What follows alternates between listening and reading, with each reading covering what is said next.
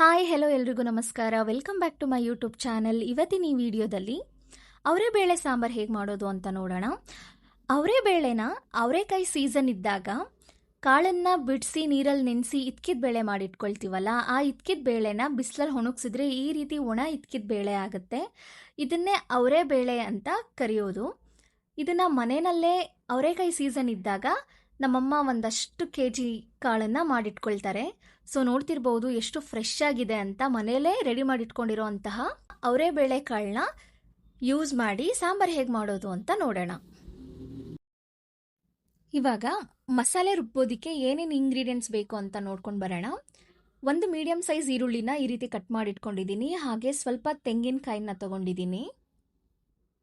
ಒಂದು 4 ಕಡ್ಡಿ ಕೊತ್ತಂಬರಿ ಸೊಪ್ಪು, 2 ಟೇಬಲ್ ಸ್ಪೂನ್ ಸಾಂಬಾರ್ ಪುಡಿ, ಮನೇಲೇ ಮಾಡಿರೋ ಅಂತಹ ಸಾಂಬಾರ್ ಪುಡಿ, ಹಾಗೆ 1 ಟೇಬಲ್ ಸ್ಪೂನ್ ಕಡಲೆ.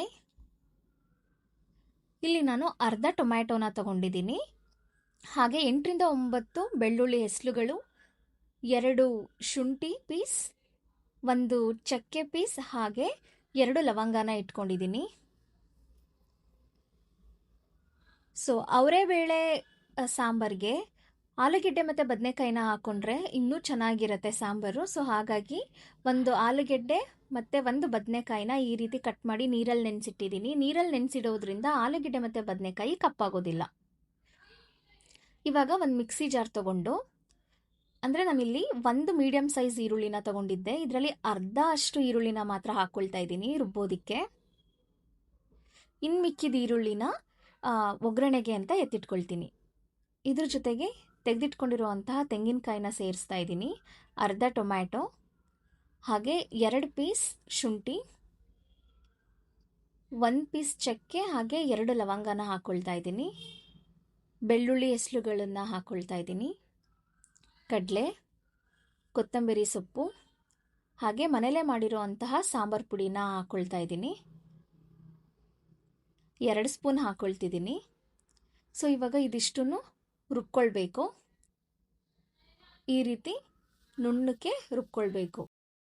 ಇವಾಗ ಒಣ ಇದ್ಕಿದ ಬೇಳೆ ಅಥವಾ ಅವರೆಬೇಳೆ ಸಾಂಬಾರು ಹೇಗೆ ಮಾಡೋದು ಅಂತ ನೋಡೋಣ. ನಾನು ಈ ಕಪ್ಪಲ್ಲಿ 2 ಕಪ್ಪು ಬೇಳೆನ ತಗೊಂಡೆ.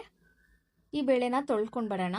ಹಾಗೆ ಒಗ್ಗರಣೆಗೆ ಏನೇನು ಬೇಕು ಅಂತಂದರೆ ಎಣ್ಣೆ, ಸಾಸಿವೆ, ಜೀರಿಗೆ, ಒಣಮೆಣಸಿನ್ಕಾಯಿ, ಈರುಳ್ಳಿ, ಕರಿಬೇವು ಎತ್ತಿಟ್ಕೊಂಡಿದ್ದೀನಿ. ಇವಾಗ ಸಾಂಬಾರು ಪಾತ್ರೆನ ಸ್ಟವ್ ಮೇಲಿಟ್ಟು 2 ಟೇಬಲ್ ಸ್ಪೂನ್ ಎಣ್ಣೆನ ಹಾಕ್ಕೊಳ್ತಾ ಇದ್ದೀನಿ. ಎಣ್ಣೆ ಬಿಸಿಯಾಗಿದ್ದ ನಂತರ ಸಾಸಿವೆ, ಜೀರಿಗೆ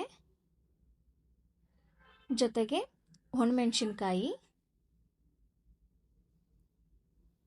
ಒಗ್ಗರಣೆಗೆ ಅಂತ ಈರುಳ್ಳಿ ಎತ್ತಿಟ್ಟಿದ್ವಲ್ಲ ಆ ಈರುಳ್ಳಿನ ಹಾಕ್ಕೊಳ್ತಾ ಇದ್ದೀನಿ. ಕರಿಬೇವಿನ ಎಲೆ ಹಾಕ್ಕೊಂಡು ಈರುಳ್ಳಿ ಸಾಫ್ಟ್ ಆಗೋವರೆಗೂ ಬಾಡಿಸ್ಕೊಳ್ಬೇಕು. ಈ ರೀತಿ ಈರುಳ್ಳಿ ಸಾಫ್ಟ್ ಆಗಿದ ನಂತರ ತರಕಾರಿಗಳನ್ನ ಫಸ್ಟ್ ಹಾಕ್ಕೊಳ್ಬೇಕು. ಆಲೂಗೆಡ್ಡೆ, ಬದನೆಕಾಯಿನ, ಆಲೂಗೆಡ್ಡೆ ಮತ್ತು ಬದನೆಕಾಯಿನ ಎಣ್ಣೆಯಲ್ಲಿ ಚೆನ್ನಾಗಿ ಫ್ರೈ ಮಾಡಬೇಕು.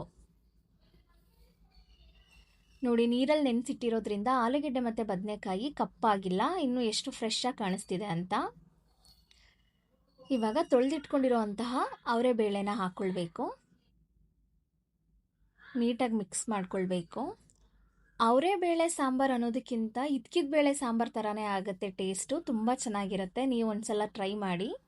ಹಾಗೆ ರುಬ್ಬಿಟ್ಕೊಂಡಿರುವಂತಹ ಮಸಾಲೆನ ಹಾಕ್ಕೊಳ್ತಾ ಇದ್ದೀನಿ. ಸಾಂಬಾರು ಕನ್ಸಿಸ್ಟೆನ್ಸಿನ ನೋಡಿಕೊಂಡು ನೀರು ಎಷ್ಟು ಬೇಕು ಅಂತ ಹಾಕ್ಕೊಳ್ಳಿ. ರುಚಿಗೆ ತಕ್ಕಷ್ಟು ಉಪ್ಪನ್ನ ಹಾಕಿಬಿಟ್ಟು ಸಾಂಬಾರನ್ನ ಕುದಿಸ್ಕೊಳ್ಬೇಕು. ಹಸಿ ಇದ್ಕಿದ ಬೇಳೆ ಸಾಂಬಾರು ಒಂಥರ ಟೇಸ್ಟ್ ಕೊಟ್ಟರೆ, ಒಣ ಇದ್ಕಿದ ಬೇಳೆ ಸಾಂಬಾರೇ ಒಂಥರ ಟೇಸ್ಟ್ ಕೊಡುತ್ತೆ, ತುಂಬ ಚೆನ್ನಾಗಿರುತ್ತೆ. ಹಾಗೆ ಈ ಸ್ಟೇಜಲ್ಲಿ ಕಾಳು, ತರಕಾರಿ ಎಲ್ಲ ಬೆಂದಿದೆಯಾ ಅಂತ ಕ್ರಾಸ್ ಚೆಕ್ ಮಾಡಿಕೊಂಡು ನೀಟಾಗಿ ಕುದಿಸ್ಕೊಂಡ್ರೆ ರೆಡಿ ಆಗುತ್ತೆ ಒಣ ಇದ್ಕಿದ ಬೇಳೆ ಸಾರು ಅಥವಾ ಅವರೆಬೇಳೆ ಕಾಳು ಸಾರು. ತುಂಬ ಚೆನ್ನಾಗಿರುತ್ತೆ. ಈ ಸಾಂಬಾರು ಮುದ್ದೆಗೆ, ಅನ್ನಕ್ಕೆ, ಹಾಗೆ ಚಪಾತಿಗೆ ತುಂಬ ಚೆನ್ನಾಗಿರುತ್ತೆ. ನೀವು ಒಂದ್ಸಲ ಟ್ರೈ ಮಾಡಿ. ಐ ಹೋಪ್ ಈ ವಿಡಿಯೋ ನಿಮ್ಮೆಲ್ರಿಗೂ ಇಷ್ಟ ಆಯಿತು ಅಂತ ಅಂದ್ಕೊಳ್ತೀನಿ. ನೀವು ಇದೇ ರೀತಿ ರುಚಿಯಾಗಿ ಮಾಡ್ಕೊಳ್ಳಿ, ತಿನ್ಕೊಳ್ಳಿ. ಹಾಗೆ ಯಶೋದರ್ಶನ ಯೂಟ್ಯೂಬ್ ಚಾನಲ್ನ ಸಬ್ಸ್ಕ್ರೈಬ್ ಮಾಡ್ಕೊಳ್ಳಿ. Thank you so much.